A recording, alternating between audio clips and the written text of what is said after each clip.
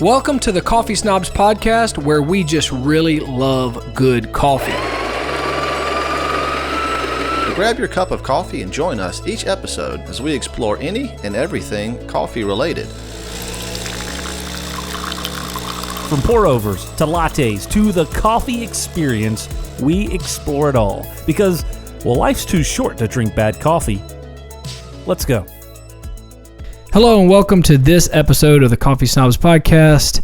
My name is Aaron. As always, I have my good buddy Tyler Dancy. What's up? And the one that we don't speak of is not here today.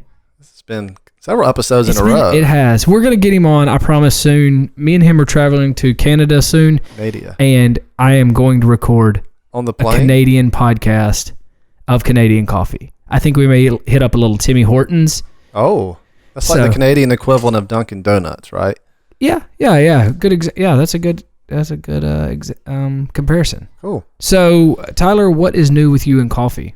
What is new with me? Well, in the past week or so, I actually had to travel for work up to Richmond, Virginia.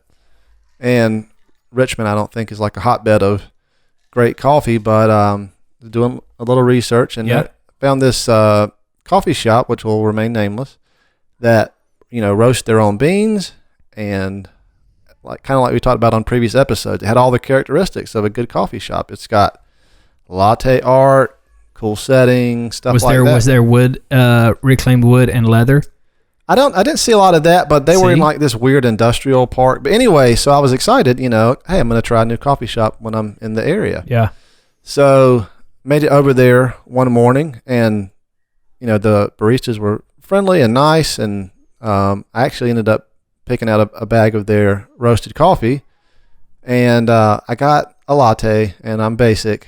They had their seasonal menu, so they had some kind of pumpkinish latte or whatever.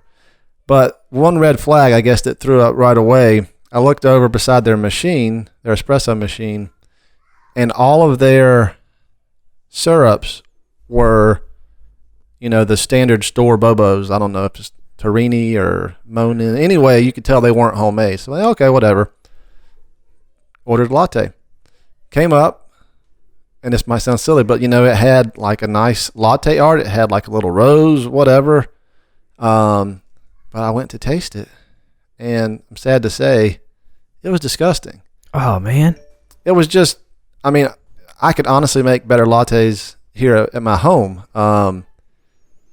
So was it just not a balanced latte? Was it heavy on the syrup or heavy on the what made it bad? It was, you could hardly taste the coffee, and it wasn't that it was overly sweet. It wasn't even really overbearing whatever pumpkin stuff. It was just, it tasted really dull, and I was like I said, just disappointed because this place is cool. They roast their own beans, and you think the baristas at least know what they're doing as far as steaming milk, but that's tough because when you have coffee shops like we have in Charlotte that make really good lattes, like we have 4 or 5 that make outstanding, and I feel like their balance of coffee to syrups, if you get it, to milk ratio is really on point, and I think that's what makes a beautiful art on top is outstanding, and I think all coffee connoisseurs love that.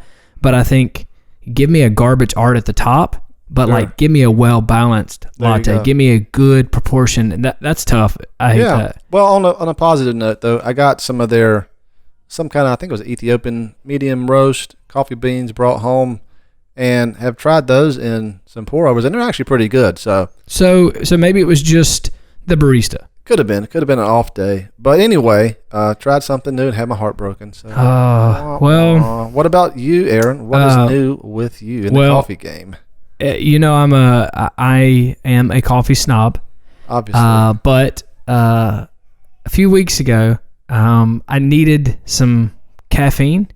I was going out with some guys. It was going to be a late evening, and say that again? Could have gone for a Red Bull? I could have, but I decided to get something to eat at Taco Bell, which I don't think I have ate Taco Bell in like the last 5 years. I don't even know why. What prompted you to? I have no idea. You wanted to be on the toilet all night. but when I made the bad decision, I went ahead and doubled down.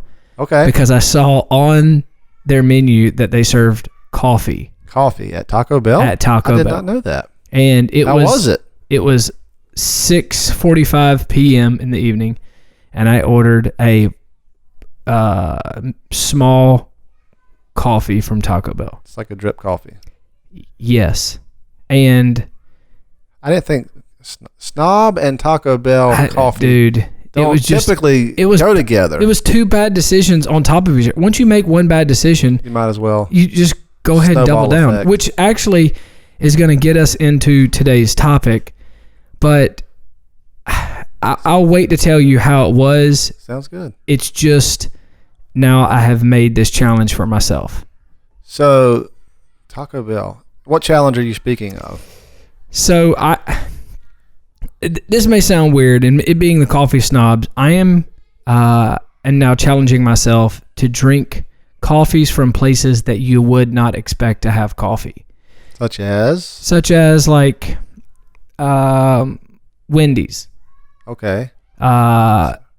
You're challenging yourself to drink bad coffee? Bad coffee, yes, garbage coffee. And for the simple fact of, what are some places that are unexpected for you to get coffee that may not, I don't think they're ever going to be great, but they're there. But they're there. And that leads us in today's topic. Like, what is today's topic?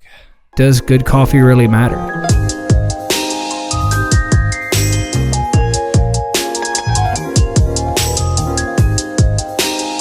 On to today's topic, does quality coffee really matter? So Aaron, what kind of prompted this in you other than your Toxic Bell coffee? Well, I was thinking after I had Taco Bell, because I actually was on the phone with you shortly after I got it, and you were like, what? After you like shamed me for pumpkin spice. I mean, yeah, what's worse, Taco Bell coffee or pumpkin spice from Starbucks? Well, I will tell you this. This may sound very weird, but it was not a coffee that had been sitting in a Bun coffee machine.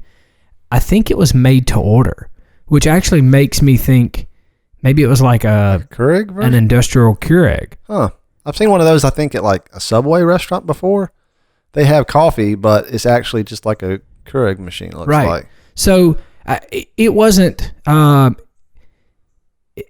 it wasn't as bad as like a gas station, okay, but it wasn't boutique coffee by any means. But it was acceptable. It was acceptable. Hot coffee and Taco Bell food, that just sounded delicious. It was horrible. A bad decision. That whole evening was a rough decision.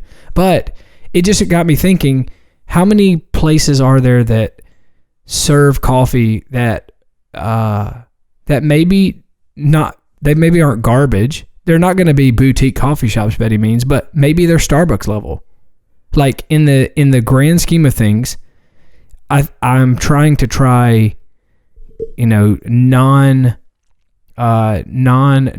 coffee places to just try to get my bearings on, does good coffee really matter?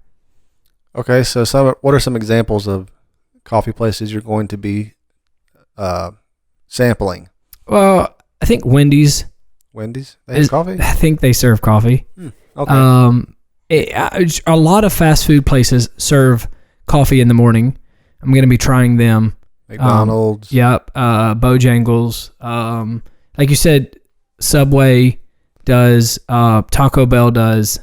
I know this is like double talking because I won't even go to a Starbucks. Yeah, so I just pause right here for a second. So you're giving me a super hard time. Yep. For drinking a nitro cold brew with a little bit of pumpkin flavor on it. Yep. And you're purposely going to Taco Bell, Bojangles, Subway, whatever.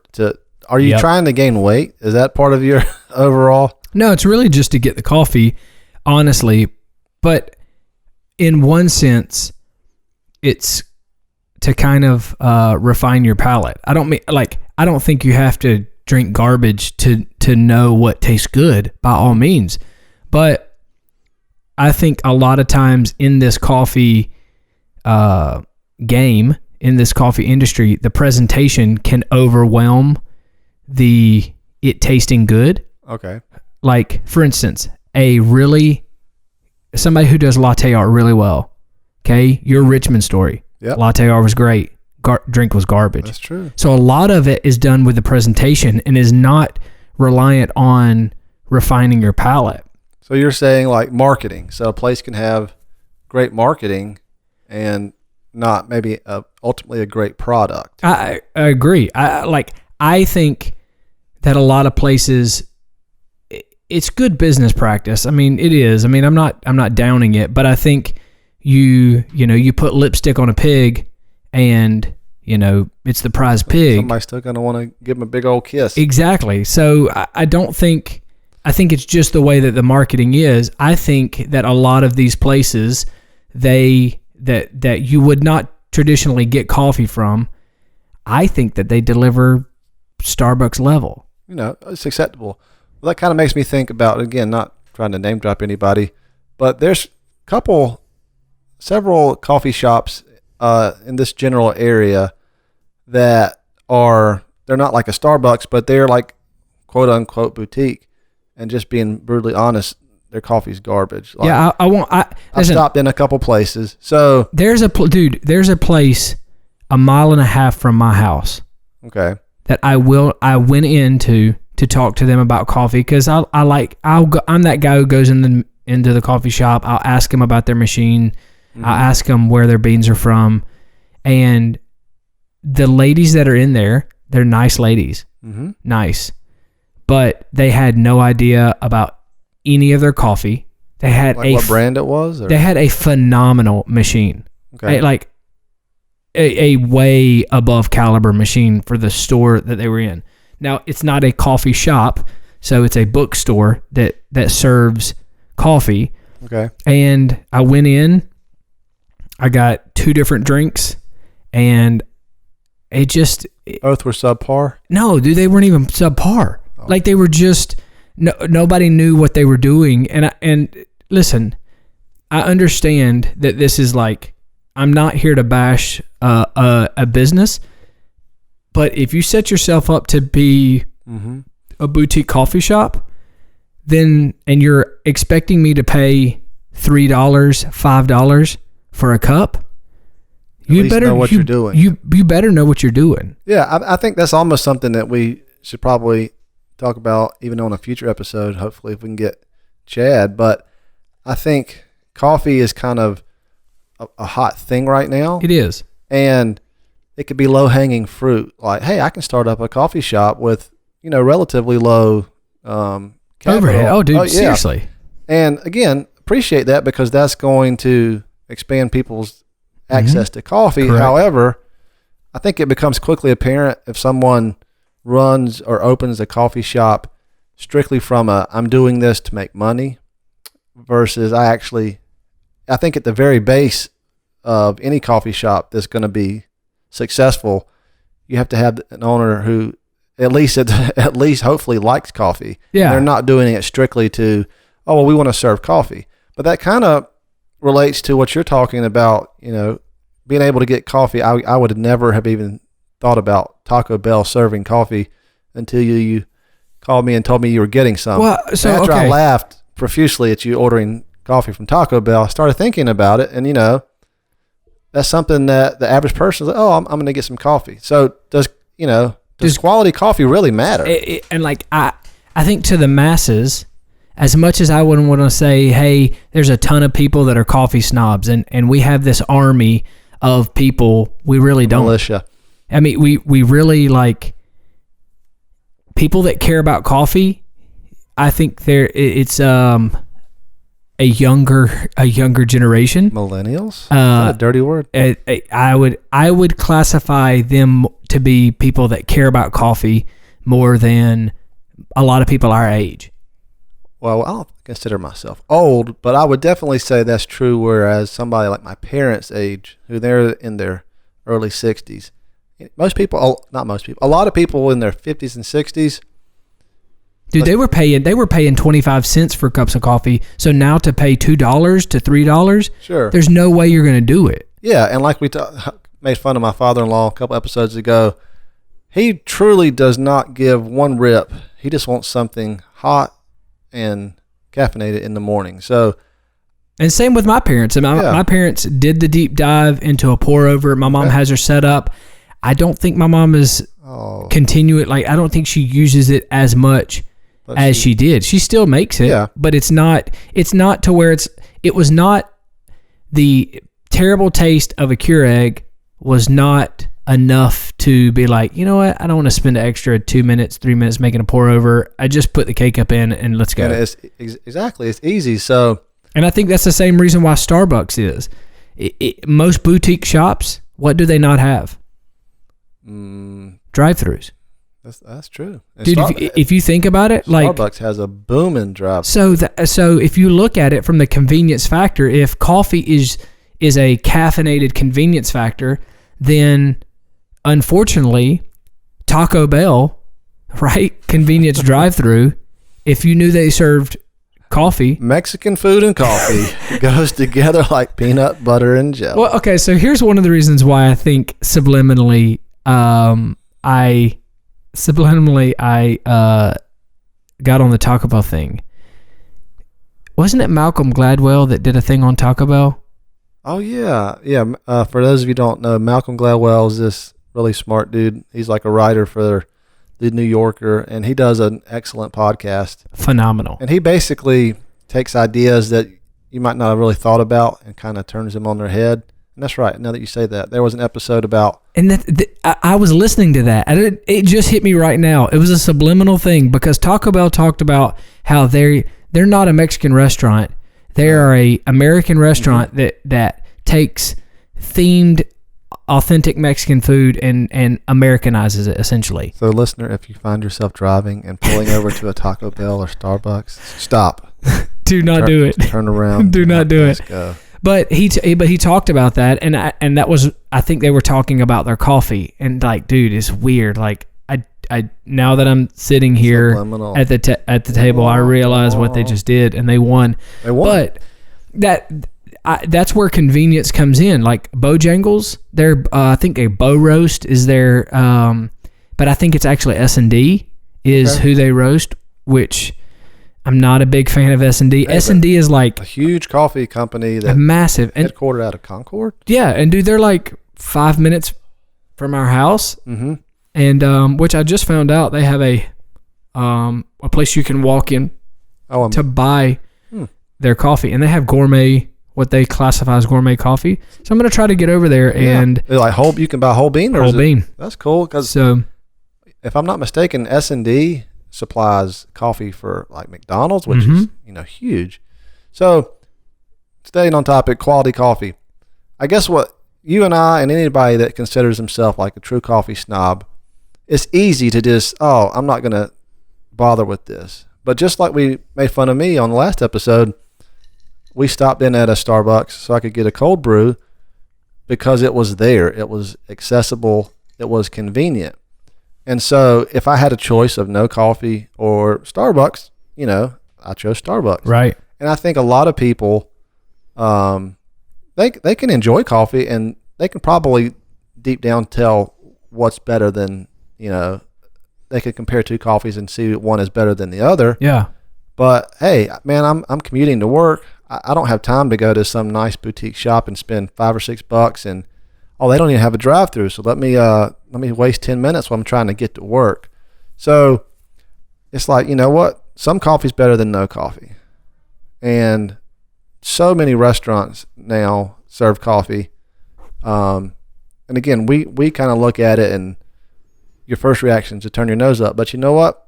If you're tired, you're driving, and I stop at a gas station, that's the only thing I could get, and I need to stay awake, you can better believe I'm probably going to get some of that coffee. So here's one of the triggers for this conversation, which we're just bringing up late in the show. There is a Circle K gas station off of IKEA Boulevard. In Charlotte. Big IKEA store. Can't miss it. There's a Circle K right across the street. If you're in Charlotte, go to that Circle K and go look inside. They have 2 elite, like gourmet coffee machines there that have non-ground beans in the top. You can pick from dark roast, light roast. They have tell you where the origin they came from. It is weird at a gas station. At a gas station, and you can get espresso shots. Have you had any of this from there? No, I have not, because I think a few months ago I sent out the photo to our group about it, because it was crazy. I mean, two different machines that do two different functions, but you can froth milk, everything from that. You do that, or an employee that works there does it? It's automated. Oh, it's an automated machine. It's a full automated machine. Gotcha. And so you look at that and you're like, well, wait a minute. This Circle K gas station has what you would consider to be the process of a boutique coffee shop, right? Now, we understand there's a lot of variables that could get overlooked by this machine. Sure. But this machine is consistently turning out consistent coffee. Now, if it's good, I don't know. I've not tried it, but you need to sample it. But that's the. So I guess maybe it makes me kind of sad, but the overall feeling I'm getting, and the more I think about this, maybe quality coffee doesn't matter quite as much as us snobs like to think. And by that I mean, obviously, you give me some really carefully roasted, high quality fresh beans, and I grind them at my house and make some coffee. Obviously, that's going to be better than buying garbage beans. But for most people, I mean, I don't even want to guess a percentage, they're probably not going to care, because if they're driving to work, hey, I'm going to stop by McDonald's, let me grab a cup of coffee. I think McDonald's, like we were saying, they have lattes and all kind of stuff now too. They're going to get that, and it's going to be good enough. Maybe that's, it's not quality, but it's good enough. So this is like the most disappointing episode ever. Yeah. Because I want to believe that there is a, the third wave is riding and running hard. Mm-hmm. But I mean, the boutique coffee shops, I don't know how you can't make convenience factor in a boutique coffee shop. True. Like you said, there's at most boutique shops that I'm aware of, they don't have drive-through, so you're going to commit a little bit of time. But maybe on a positive uptick, when you're going to a boutique shop, for instance, I like groundwork a lot. A lot of times, I'll take my girls on a Saturday morning after like a soccer game or some kind of activity we do at Home Depot. We'll go in there, we'll get a drink for me, I'll get them a hot chocolate. They make pretty little latte art even in the hot chocolate, which is cool for the kids. Go ahead. And it's just a welcoming environment. It is. They sit down, they have books, leather couches, and it's more of an experience. And reclaimed wood. I guess they do have some wood there, I'm not sure. But it's just I guess it's kind of apples to oranges. Like during the work week, I'm in a hurry, I'm going to just get the most convenient coffee possible. But when I step foot into what I'm hoping is going to be a better boutique coffee shop, my expectations are different. I expect to pay a little bit more. I expect that my drink is going to be made with more care than some restaurant that's, slamming through 2 customers a minute.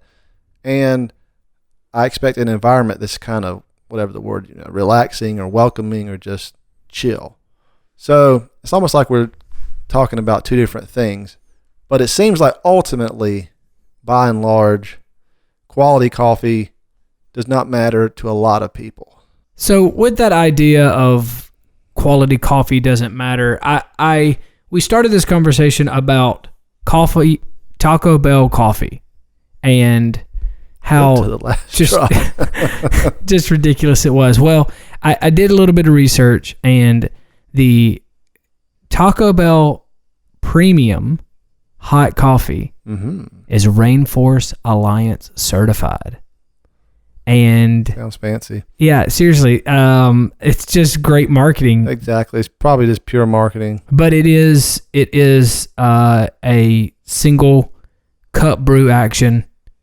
And I want to believe that good coffee matters, and it does matter to me. I was talking with a friend who is a pour over purist. POP. He is a POP and just loves his pour over. And we were talking about different qualities of coffees and different coffees in the area. And you know, it was encouraging, but it was also kind of a bummer because he's like, dude, we don't have enough good boutique coffee shops that are opened or are convenient enough. You got to get out of your car. You have to spend some extra time. If I'm ever, he's like, dude, I'm willing to pay the extra money. It's not even that. He said, just from a pour over standpoint, that's not a convenience. No matter how, dude, Yeah, you that's going to can't take several minutes to make a pour over. exactly. So it's not even like you can do a French press, a pour over, any of those methods really fast. That's why the espresso machine, you know, it still takes time. You know, you're 20 to 30 seconds on an extraction. You got to have a portafilter packed and ready.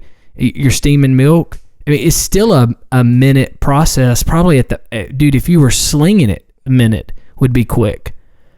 And that would be a non-syruped drink. Yep. So I don't know if there can be a convenience factor besides going to a almost automated system like Starbucks that. Yeah, now, but Starbucks, to their credit, their machines are not automatic. They're pulling their own shots and they are steaming their own milk. If I'm not mistaken, they're 100% automatic. They're not timed. Well, maybe the extraction. You could be sorry about that, but they do steam their own milk, if I'm not mistaken. They do steam their own milk, but that steam one is that, if I'm not mistaken, they're not steaming it in a way that like a barista would at a boutique coffee shop. It's that automated process where it actually will cut off at once it reaches a certain temperature. Oh. I mean, dude, they have done that machine at Starbucks. It cleans itself. It does everything automated. So, I mean, I don't know if you can get away from an automated process. I think Starbucks has a boutique feel, and they've done a good job of keeping a boutique feel. And the only reason why they have a boutique feel is because they've got chairs in there for people to sit. But I don't know if a lot of it is. Yeah, I guess that makes sense because you think about it, on a busy day, like Starbucks is pumping through. Bro, they're blasting a couple some people. hundred people an hour. I mean, dude, from a business model, making that money. And dude, we've been doing some research. We got a show coming up on how much coffee beans Starbucks uses. It will blow your mind. Quite substantial.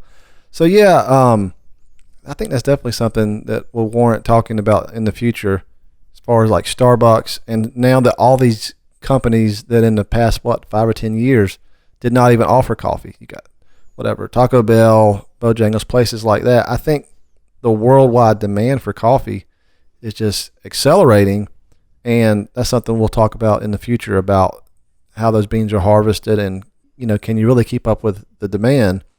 And another thing you mentioned a couple times this episode was third wave. And just so everybody's clear, he's referring to third wave coffee. And that's something we want to talk about in the future too. There's consider basically first, second, and third wave of coffee as far as. Think about timeline. It's essentially you had a sect of time like BC. Okay. Before Christ? Yes. So More coffee. You had BC coffee, and then you had the first wave of coffee, which will be a certain amount of years, and the second wave will be a certain amount of years, and the third wave is a certain amount of years. And they say we're in third wave at this moment. Yep. And that's something we'll definitely dedicate an entire episode to. But I think I want to wrap this up on a positive note. Please do. It's been kind of like a Debbie Downer. It has been. Well, I will say this. It was all Malcolm Gladwell's Taco Bell talk that got me on this Taco Bell thing, and now I'm trying garbage coffee from all these. Well, all right. So to recap, Aaron has issued himself a challenge. Yes. Anytime he goes somewhere that offers coffee, he basically has to try it. Doesn't matter if it's a gas station or whatever, and we will have to report back his findings. I will. And we've kind of come to the conclusion that quality coffee might not matter to a lot of people, but we definitely consider ourselves coffee snobs here, and hopefully you, the listener, considers yourself at least a little bit of a snob too.